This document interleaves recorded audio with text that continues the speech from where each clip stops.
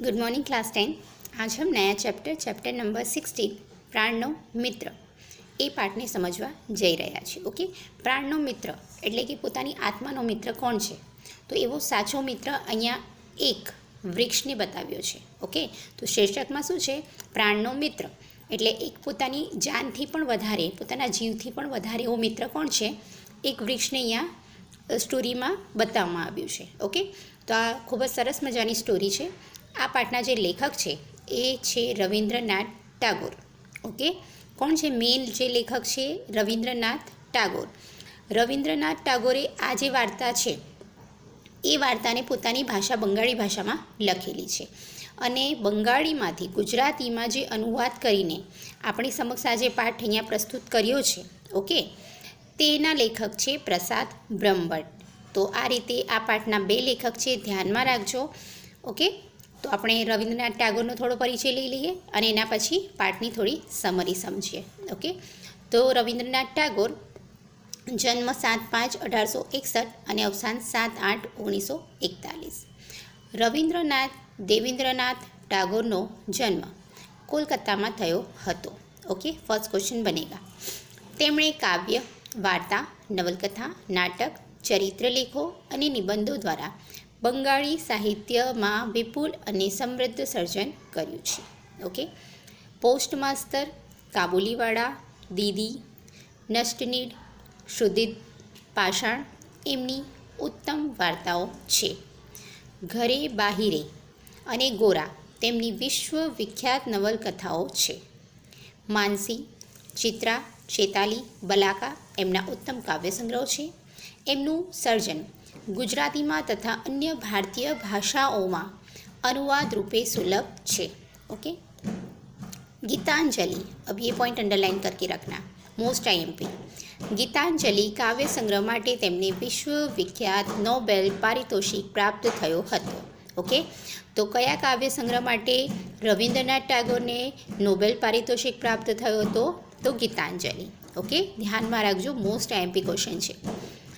गुजराती भाषा ना अध्यापक और विवेचक प्रसाद ब्रह्मभट्ट, अब ये पॉइंट को भी अंडरलाइन करना है कि रविंद्रनाथ टागोर की बंगाड़ी वार्तानो अनुवाद गुजराती में कोणे कर्યું છે? तो प्रसाद ब्रह्मभट्टे। ओके, ये पॉइंट भी अंडरलाइन करना। तो ये वाले पैराग्राफ से 3 पॉइंट अंडरलाइन करने हैं। फर्स्ट कोलकाता वाला, दूसरा गीतांजलि और ये तीसरा प्रसाद ब्रह्मभट्ट। तो प्रसाद ब्रह्मभट्टे बलाईनो गुजरातीમાં अनुवाद કર્યો છે। એટલે કે આ પાઠની અંદર જે બલાઈ નામનો છોકરો છે, ઓકે, તો એ બલાઈ નામનો છોકરાની આ જે વાર્તા છે એમને પ્રસાદ બ્રહ્મભટ્ટે ગુજરાતીમાં અનુવાદ કરીને આપણી સમક્ષ રજૂ કર્યો છે। ઓકે, હવે આ પાઠની અંદર શું છે તે પહેલાં જોઈએ।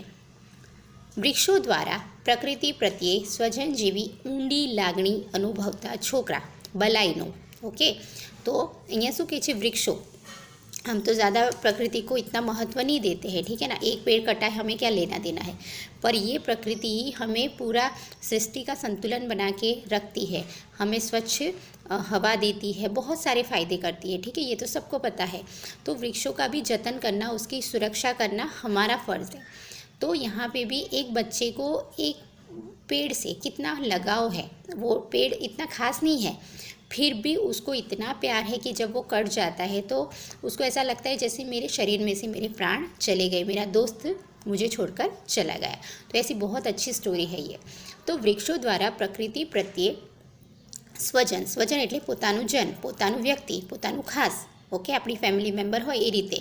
તો વૃક્ષો દ્વારા પ્રકૃતિ પ્રત્યે સ્વજન જેવી ઊંડી લાગણી, તો આ જે છોકરો છે બલાઈ નામનો, એને પ્રકૃતિ પ્રત્યે એટલો બધો ऊंडी लागनी है। ऊंडी लागनी मतलब इतनी गाढ़ फीलिंग्स है, बहुत ही अच्छी फीलिंग्स है कि वो पूरी प्रकृति को, जो भी छोटे मोटे पेड़ पौधे हैं उसकी तरफ, उसको कभी कट जाए तो उसको दर्द होती है, उसको कोई तोड़ दे तो भी उसको कितनी तकलीफ़ होती है, वो बलाई फील करता है कि हाँ भाई वो हमें जैसे चोट लगती है तो वैसे पौधों को भी तो लगती होगी, तो ऐसा दर्द वो फील करता है। तो एने ऊंडी लागनी है।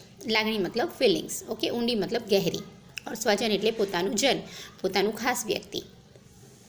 વૃક્ષ કપાઈ જાય છે ત્યારે પ્રાણ કાંઈ ગુમાવી દે છે એવું હૃદય ગમ આ લેખન રવિન્દ્રનાથે આ વાર્તામાં કર્યું છે। ठीक है, तो मैंने कहा वैसे कि अगर एक पेड़ या पौधा भी टूट जाता है तो हमें इतना दर्द नहीं होता है, पर ये बलाई को इतना मतलब ऐसा लगता है जैसे अपने अंदर से एक प्राण निकल गए, मैं मर गया ऐसा समझता है वो, प्राण कांई गुमावी दे છે એવું હૃદયગમ્ય આલેખન રવિન્દ્રનાથે આ વાર્તામાં કર્યું છે. તો એ મુદ્દાને એટલું સરસ રીતે અહીંયા પ્રસ્તુત કર્યું છે. वृक्षों અને पुष्पों સાથેના બલાઈના हृदय संबंधનું चित्र निराड़ू है. ठीक है, एक छोटा सा बच्चा है, तो छोटे से बच्चे को यहाँ पे प्रकृति से इतना मतलब गहरा रिश्ता है कि वो कोई समझ ही नहीं पाता है. वो उससे बातें करता है, फूलों से पौधों से बातें करता है. तो बहुत ही अच्छा यहाँ पे इस तरीके से प्रेजेंट करा है बलाई के दिल को, उसकी फीलिंग्स को प्रकृति के साथ जोड़कर. साव नानी जनाती विगतों पण वार्ताना घड़तरमां केवो फाळो आपे छे. ठीक है, हमने कभी अपने बालकनी में या तो अपने गार्डन में रखे हुए पौधों से बात करिए, कभी नहीं. हमें अगर हम ऐसा करेंगे तो हमें कोई पागल समझेगा. ठीक है ना, पर यहाँ प्रकृति के साथ बलाई हमेशा जुड़ा है, बातें करता है. तो किस तरीके से वो छोटी छोटी बातें यहाँ पे बहुत ही अच्छे तरीके से प्रेजेंट करी है. તે દૃષ્ટિએ પણ આ વાર્તા નોંધપાત્ર છે. બલાઈ शिमलाથી પોતાના प्रिय वृक्षની तस्वीर मंगावे छे. अब यहाँ पे ये जो शिमला जो लिखा है वो प्लेस है, ठीक है, जहाँ हम घूमने जाते हैं, शिमला. और यहाँ पे जो पेड़ है, जो बलाई का सबसे प्यारा पेड़ है, वो भी उसका प्रोनाउंसिएशन भी शिमला होता है, पर वो शिमला है वो शहनाई वाला स है. तो दोनों की जोड़नी में थोड़ा ध्यान रखना. तो बलाई शिमला थी कि बलाईना पिता साथे बलाई शिमला चाल्यो जाए छे भणवा माटे, अने त्यांथी ते एना काकीने पत्र लखे छे अने कहे छे कि मने मारा मित्रनी एक तस्वीर, एक फोटो मोकलो. ओके, तो एवी एक घटना है आ वार्तानी अंदर है, आपणे वार्तामां जोईशुं. तस्वीर मंगावे छे त्यारे समझाय छे कि केवल एक वृक्ष नहीं कपायुं, काकीए तो बलाई पण गुमाव्यो छे. तो अब ये काकी कहाँ से आई, बलाई के मम्मी पापा कहाँ आए, वो स्टोरी में हम समझेंगे. ठीक है, तो अहींया ए ज्यारे वृक्ष मतलब बलाई फोटो मंगावे छे पण काकी आपी नथी शकती. केम? कारण के वृक्ष है ज नहीं. त्यारे काकीने एम लागे छे कि मैं तो मारो बलाई पण गुमाव्यो छे अने एनुं मित्र जे प्राण जीवनो मित्र हतो ए पण मारा समक्ष हतो, जे आगळ ए पण खोवाई गयो छे. काकीना डुस्का साथे पूरी थती वार्तामां संबंधोनी सूक्ष्मता वेधक रीते प्रकट थई छे. ठीक है, छोटी छोटी जो बातें हैं उसका दर्द. ठीक है, बलाई जब उसको छोड़कर चला जाता है तो काकी बहुत ही दुखी हो जाती है और उसकी यादों के सहारे जो पेड़ है उसी को देखकर वो जिंदा रहती है. पर वो पेड़ भी अब कट गया है तो उसको बहुत ही दर्द होता है, तकलीफ होती है.